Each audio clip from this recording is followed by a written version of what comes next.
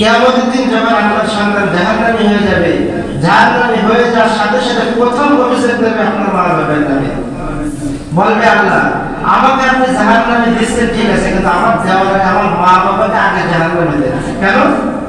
আমি যে ছোটবেলা থেকে এই যে বড় হয়েছে, আমার মা বাবা কোনোদিন আমাকে বলেন নাই বাবা তুমি নামাজ পড়ো, বাবা তুমি রোজা রাখো, বাবা তুমি দান সদকা করো, বাবা তুমি ভালো কাজটা করো, আমাকে কোনোদিন শিখায়নি।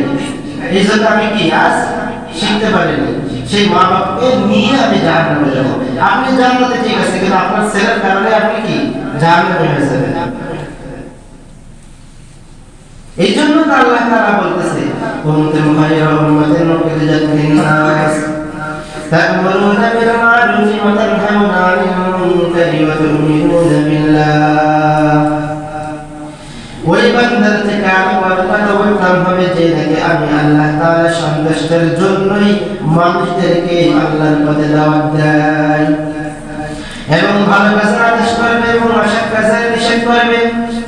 আজ আপনার সন্তান বড় হইতেছে, আপনি সন্তানের প্রতি কোনো খেয়াল রাখেন না, আপনি আপনার সন্তানের কোনো খেয়াল থাকেন না, আপনি সন্তানকে ভালো কাজের জন্য নিয়ে আসেন না, শুধু খারাপ কাজের জন্য নিয়ে যান। অনেক মা বাবা আমার আছে গানের জন্য সন্তানকে সাথে করে নিয়ে চলে যায়। অনেক সন্তান আমার আছে ঘোরার জন্য অনেক গুনাহের কাছে সন্তানদেরকে বিবিদেরকে সাথে করে নিয়ে যান, অথচ মসজিদে একটু নামাজের জন্য আসবেন। এই কাজটা অনেক সন্তানের মা বাবারাও করতে পারে না। এর জন্য কিন্তু প্রথম দায়ী হলো ওই মা বাবা হবে। এই জন্য আল্লাহ তাআলা তো বলে দিয়েছেন, ওই বান্দার থেকে তার কথা বলতে হবে যে নাকি আমি আল্লাহ তাআলার সন্তুষ্টির জন্য মানুষদেরকে আমার পথে দিনের জন্য ডাকবে।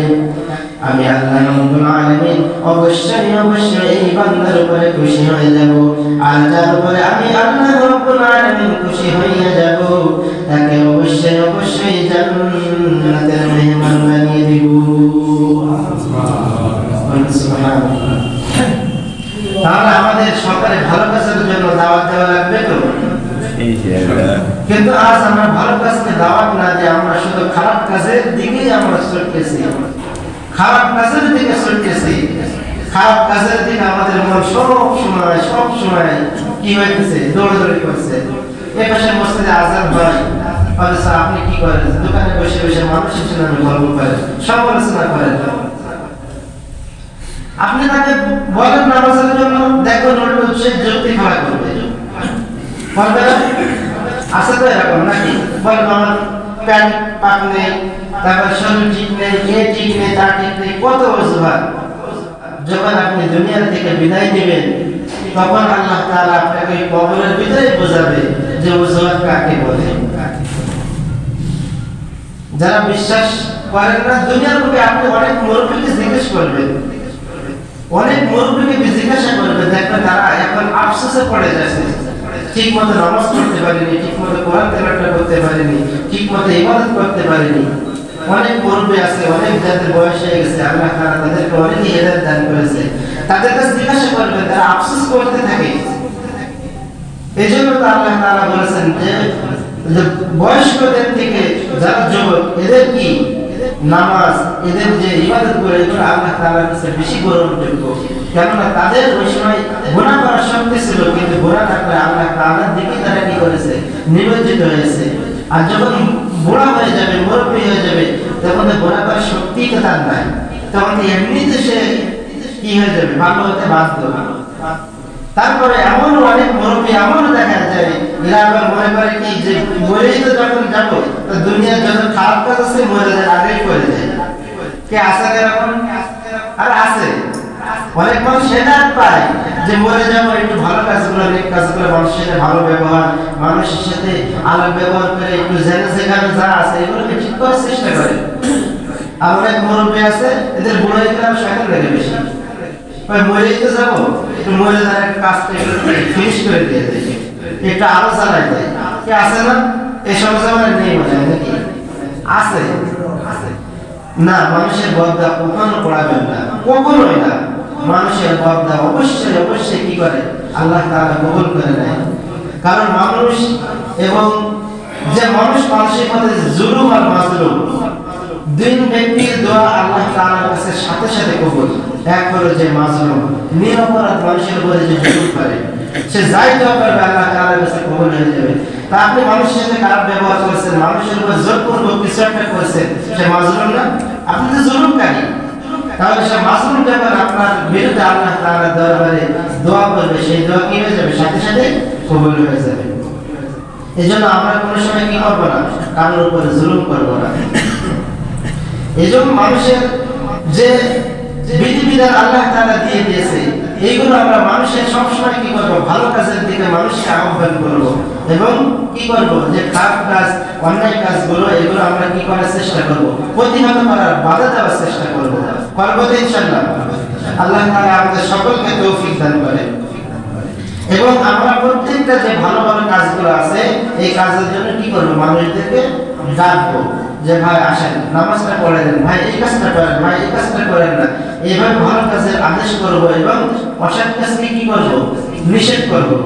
আর যারা যুক্তি খাড়া করেন,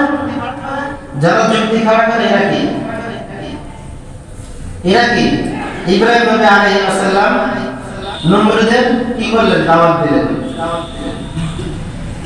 হে নমরুদ, তুমি ভুল পথে আছো, অতএব তুমি আল্লাহ তাআলার প্রতি ঈমান আনো এবং নেক আমল করো, আল্লাহ তাআলা তোমাকে কি করে দেবে? জান্নাত দিবে। আল্লাহ তাআলা বলেন, আলাম তারা ইলাল্লাযী হাজ্জা ইব্রাহিম ফি রাব্বিহি আন আতাহু আল্লাহুল মুলক إذ قال إبراهيم ربي الذي يحيي ويميت قال أنا أحيي وأميت قال إبراهيم فإن الله يأتي بالشمس من المشرق فأت بها من المغرب فبهت الذي كفر إن الله لا يهدي القوم الظالمين ইব্রাহিম আলাইহিস সালাম নমরুদকে দাওয়াত দিলেন আল্লাহ তাআলার পথে ডাকাত দেওয়ার জন্য।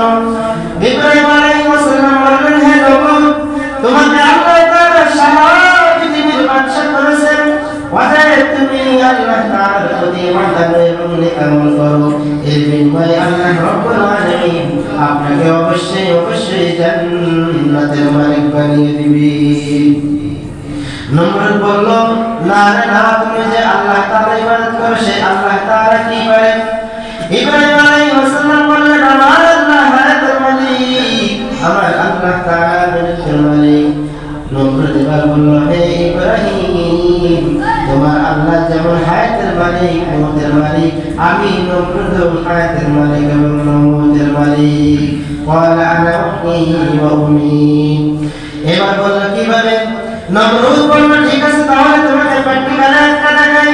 তার দারোয়ানকে বললেন, জেলখানা থেকে 200 ব্যক্তিকে আনো, জেলখানা থেকে 2জন ব্যক্তিকে আনো, আনার পর একজনকে ফাঁসির রায় দিয়ে দিল।